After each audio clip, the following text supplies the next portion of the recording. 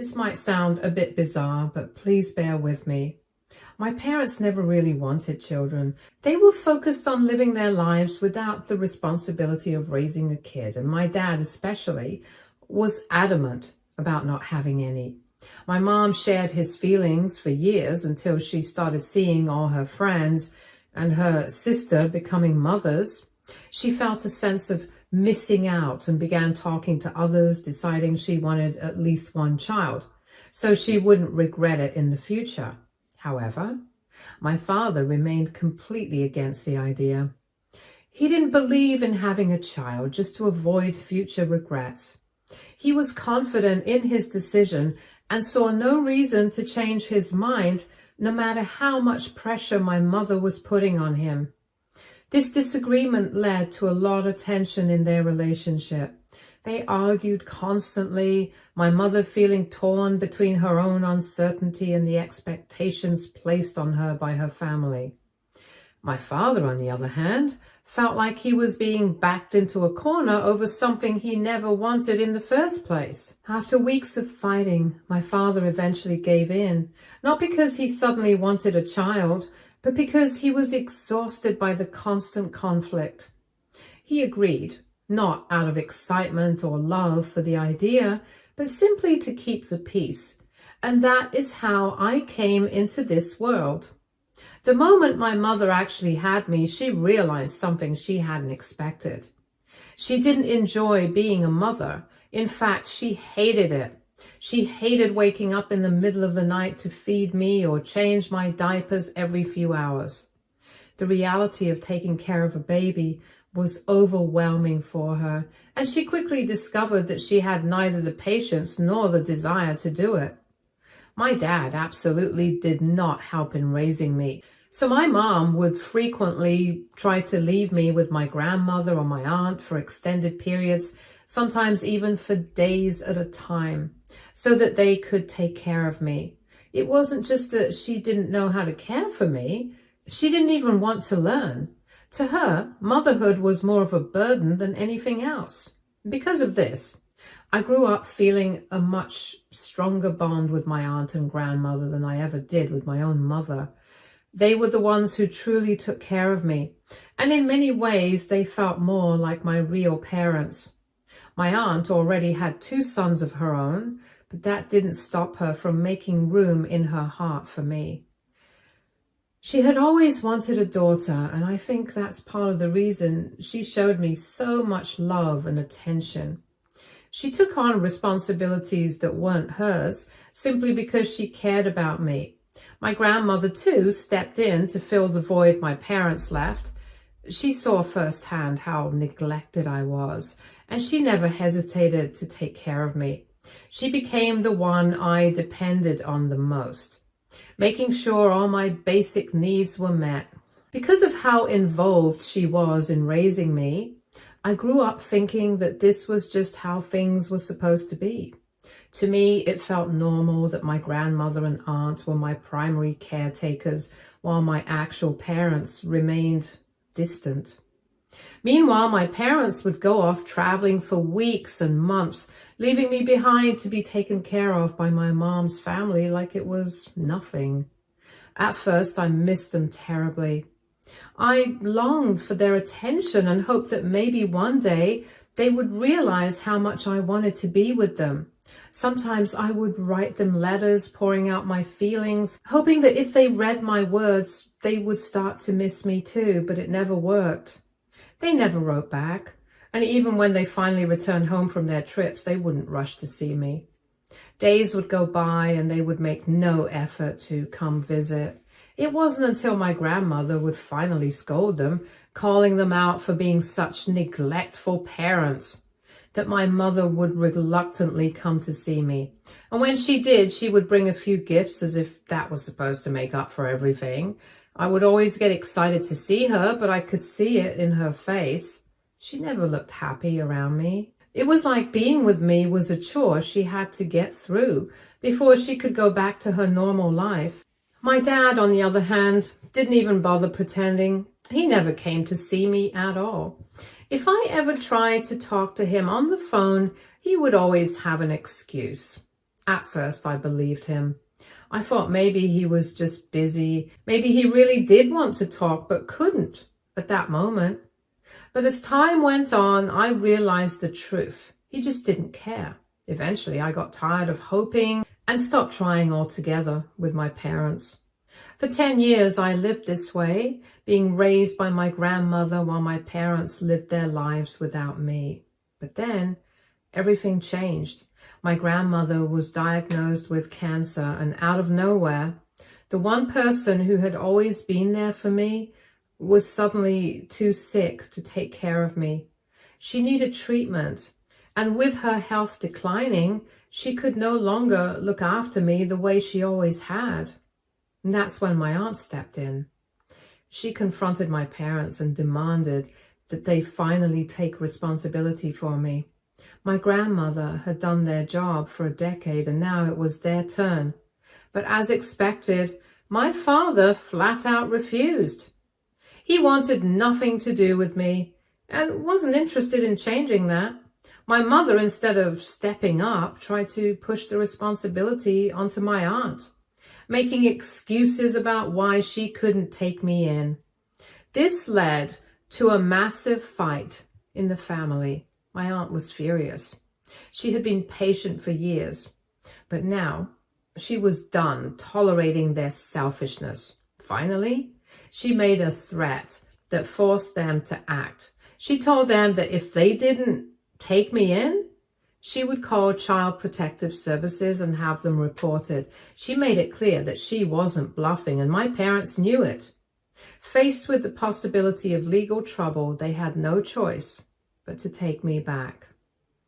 I absolutely hated living with my parents. I don't think I've ever seen two people more miserable than them. It was painfully obvious that they resented having me around, but what hurt the most was that I couldn't understand why. I wasn't a bad kid. I never caused trouble, never acted out, and always tried my best to be the kind of child any parent would be proud of. But no matter what I did, they still treated me like an unwanted burden. My grandmother had raised me to be independent from a very young age. She knew she wouldn't always be there to take care of me, so she made sure I could take care of myself. Because of that, I never cried for attention, never demanded anything from my parents, and never made a fuss. I handled things on my own. I was always quiet and kept to myself, and at school, I excelled. My teachers had nothing but good things to say about me. I was a star student, always respectful, always hardworking.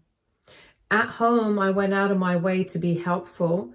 I would wash the dishes with my mom, help my dad with the lawn, and do little chores around the house just to prove that I wasn't some helpless child they had to take care of. I wanted to show them that I could pull my own weight, that I wasn't an inconvenience. But even after all that, nothing changed. My parents still acted like I was nothing more than an unwanted guest in their home. My dad refused to pay for any extracurricular activities, no matter how much I wanted to join. Didn't matter if it was something educational or beneficial for me. He just didn't want to spend any extra money on me. My mom, on the other hand, barely acknowledged my existence. She didn't even care if I made it home safely from school each day. While other parents worried about their kids and checked in on them, or at least asked how their day was, my mom simply didn't bother. Most of the time, my parents weren't even home. They would constantly take off on another trip, leaving me behind like they always had. But now, instead of leaving me with my grandmother or aunt, they would just stock the fridge with groceries and expect me to manage on my own.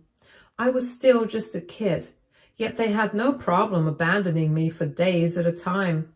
I remember how painfully lonely it was living with them. The house was always quiet, always empty. I felt like I was completely invisible. I missed my grandmother more than anything, and even though she was fighting her own battle with cancer, she still called me regularly just to check in and make sure I was okay. She was the only one who made me feel like I still mattered. My aunt, too, did what she could. Sometimes she would come over with home-cooked meals and sit with me for a little while, making sure I was eating properly and wasn't completely alone. She knew my parents weren't taking care of me, and even though she couldn't force them to be better, she did what she could to fill the gaps. By the time I was 15, I had already come to terms with the fact that there was no real relationship between me and my parents. We weren't close. We weren't connected. We were just three people who happened to live under the same roof. There was no warmth, no love, no bond between us. They existed and I existed, but that was it. Around this time, my dad started drinking more and more, and it wasn't long before it became a real problem. He would come home drunk regularly, stumbling through the door late at night, reeking of alcohol. He had also picked up gambling, which only made things worse. It was like he was looking for anything to escape his life. And his addictions only fueled the constant fights between him and my mom. Their arguments were unbearable. They would scream at each other for hours, their voices echoing through the house. And somehow every single fight would lead back to me. My dad, drunk and bitter, would blame me for everything wrong in his life. He would shout about how my birth had ruined his life, how I had destroyed his relationship with my mother, and how he could have been childless and happy if it weren't for me. My mother, in turn, would yell back at him, saying that she was tired of him throwing her mistake in her face, that she had already apologized to him over and over again for getting pregnant with me. I would just sit and silently cry in my room, listening to them screaming. Then, on my 16th birthday, my parents dropped a bombshell on me. They sat me down to inform me that they had decided to sell everything and move out of the country. They claimed they could no longer be happy here, that their marriage was falling apart and that I was the reason for it. My dad had apparently decided he wanted to become a tour guide in Thailand, and my mom, of course, couldn't imagine living without him, so she was going with him. So they were just leaving the house, and they were leaving me too. They told me they would talk to Grandma about me moving back in with her permanently, like I was just another thing to hand off before they left. By this time, Grandma had sort of recovered after years of battling cancer and was doing much better. My parents assured me they would leave some money with her for my care, as if that would make up for completely abandoning me. I was really upset to hear all this. I mean, I didn't mind living with my grandma, but I was getting sick of my parents tossing me around like I was nothing. They had never considered what was best for me, only what was most convenient for them, and I was sick of it. I pointed out how selfish they were being. Grandma had only just recovered from cancer, and instead of letting her enjoy her health, they were dumping their responsibilities on her again. She had already raised me once, and now they expected her to do it all over again while they ran off to live their dream lives. But my parents didn't care. My dad instead argued that I was a big girl now, so living with Grandma was going to be a good thing, as I could even take care of her. This is how I came to live with Grandma again. My grandma and aunt had plenty to say to them before they left, but my parents, being the shameless people they were, didn't care at all. No guilt, no second thoughts, just relief that they were finally free of me. For the next 2 years, I lived with my grandma again, and honestly, it was fine. For the first time in a long time, I felt like I had a real home. My grandma took care of me like she always had, and my aunt and cousins were always there to support me. Life felt normal, even if my parents were nowhere in the picture. Now I'm finally in college, and I have my own dorm, and I'm a scholarship student, so I work hard to keep my grades up. I still visit my grandma whenever I can, and my aunt and cousins never fail to check in. They call me every weekend and making sure I'm doing okay. Even though my parents failed me, I still have family who cares. Throughout all this, my parents haven't talked to me or even reached out to ask how I was doing. Even back when I graduated high school, my grandma tried to get in touch with them, hoping they would at least acknowledge such an important moment in my life. But my parents never bothered showing up. Sometimes I would stalk my mom's Facebook account just out of curiosity. And she always looked really happy with my dad in the pictures. They still traveled and did their own thing and acted like they were a child-free couple. Just last week, out of nowhere, I got a call from my mom. I stared at my phone for a moment, surprised. She had never called me before, not when I was struggling and not when I needed her, not even when I graduated. And now, after all these years, she suddenly wanted to talk. When I picked up, her voice was casual, like nothing had ever happened. She told me that she and my dad were back in town and that they both wanted to see me. I asked her why, and that simple question seemed to offend her. She immediately got defensive, snapping, "What do you mean, why? We are your parents. Can't we even see you?" I almost laughed at the absurdity of it. My parents? She and Dad had never acted like my parents, not once. And now, all of a sudden, she wanted to pretend like we had some kind of bond? I pointed that out to her, that for most of my life, she and Dad wanted nothing to do with me. So there was no reason for us to meet up now. She brushed my words aside and insisted that they needed to see me. She said that after all these years, she and my dad had come to realize the importance of having a child and that they wanted to get to know me and that they were finally ready to be my parents. And that's when I couldn't help but laugh. Finally ready to be parents? Now? I told her straight up that I had no interest in being their child anymore. That ship had sailed. If they had ever wanted to be parents, they should have stepped up when I was born, not now, after I had already learned how to live without them. I told her they could continue living their happy lives and enjoy their alone time forever. She tried to argue, but I was angry that she had the nerve to try and come back after all these years and act like I owed her something, so I just cut the call. Since then, Mom has sent me several voice messages begging me to call her back.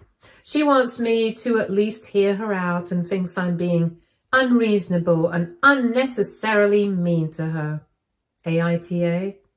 Update 1. I talked to my grandma and told her that my mom had reached out to me. She was just as surprised as I was. She didn't even know that my parents were back in town. After reading all your comments, I'm finally starting to realize something. My parents, who have never called me, never checked up on me, never cared about me before, must want something from me now. There's no other reason for them to reach out after all these years. There's no way this is out of love or regret. Problem is, I have no idea what they want, and honestly, I don't even want to find out. The only way to know would be to talk to them, and I have no interest in doing that. I can't stand the thought of seeing their faces after everything they put me through. Anyway, I'll update again when I can. Update 2. Guys, you won't believe what I just found out. It's been 2 weeks since my last update, and I finally know the real reason why my parents suddenly wanted to reconnect with me. For the past 2 weeks, my mom has been non-stop calling, texting, leaving voice messages at all hours of the day. She just would not let up about wanting to see me. And the biggest shock? My deadbeat dad, the same man who has never cared to have a real conversation with me, actually reached out too. He messaged me demanding to know why I was ignoring my mother's attempts to reconnect. He even had the audacity to call me rude for refusing to see them. That made me furious. They abandoned me. They treated me like I was nothing, and now suddenly I'm the bad guy. I knew then that something wasn't right, so I reached out to my aunt and my grandma, and I told them we needed to confront my parents together. Both of them agreed. None of us believed for a second that my parents were reaching out just because they missed me. We all knew how they had treated me over the years, and there was no way they suddenly had a change of heart. It was time to confront them and find out exactly what they wanted. So today I finally met with my parents. I invited them to a cafe near my college, and my grandma and aunt came with me.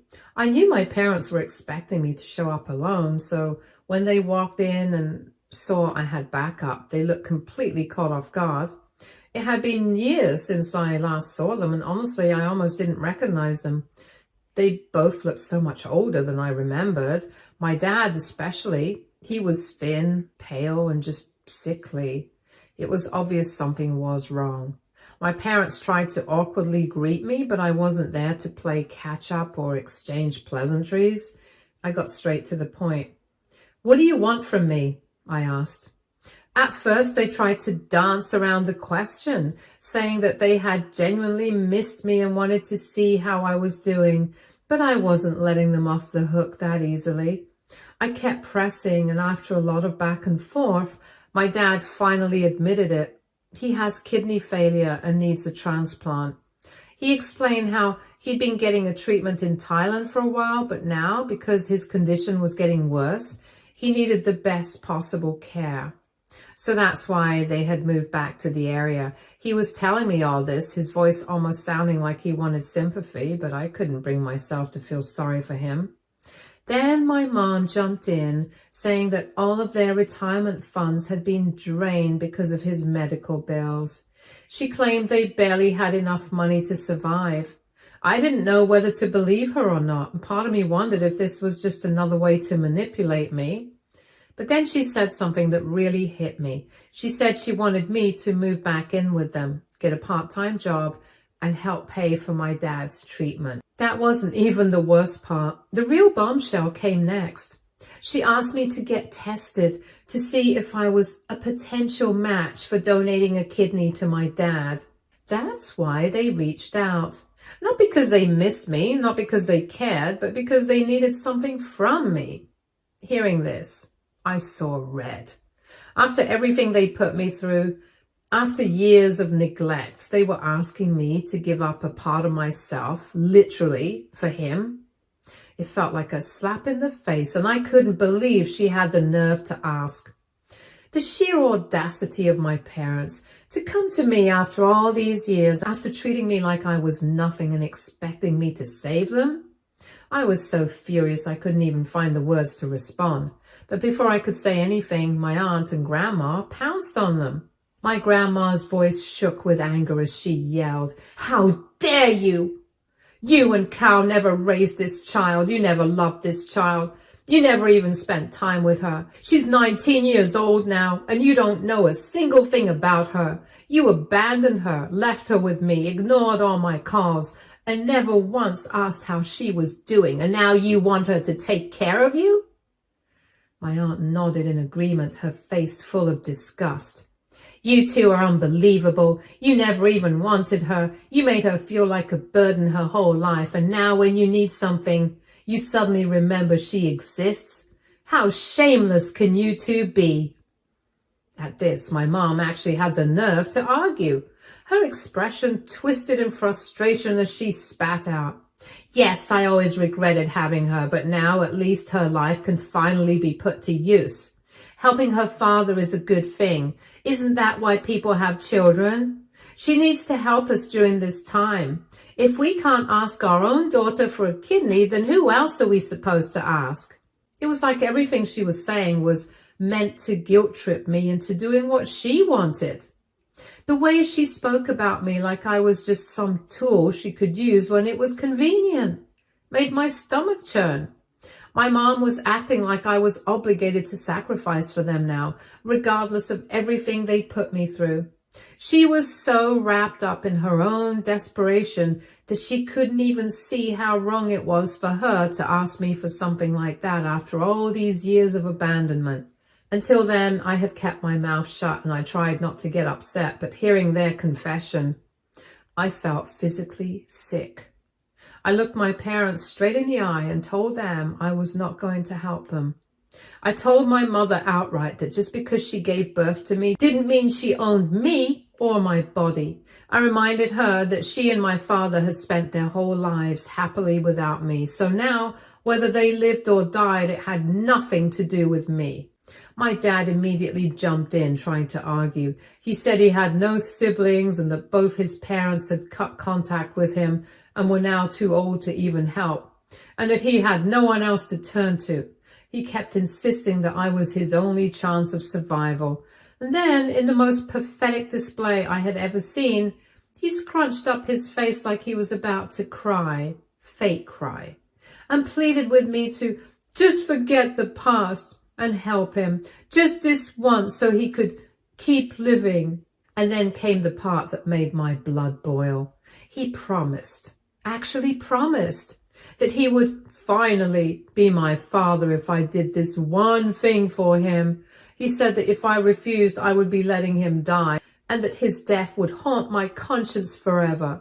Hearing this, my grandma yelled back at him for trying to emotionally manipulate me, for acting like a victim and for trying to pin his mistakes on me. My aunt didn't hold back either. She straight up told them that they needed to stop begging, that my mind was made up and that there was no way I was helping them. She also warned my parents that if they ever tried to contact me about this again, she would personally help me file a case against them and make sure they faced legal consequences. I nodded in agreement, standing my ground. My parents kept arguing, desperately trying to change my mind. My mom even started screaming at me, throwing out every insult and cuss word she could think of, furious that I was refusing to help them. But no matter what they said, my grandma and aunt stood their ground beside me, refusing to let them guilt or pressure me. Finally, we walked out. After that, I blocked both my parents. I want nothing to do with them anymore. Tonight, I'm staying with my grandma because she and my aunt are really worried that my parents might try to show up at my campus and harass me again. Honestly, I'm still so shaken up. Part of me feels disgusted that they even had the audacity to ask me for something like this after treating me like I was nothing my whole life. But at the same time, as much as I hate my dad, I don't want him to die. I hope he finds a way to survive this. But let me be very clear, I will not be helping them in any way.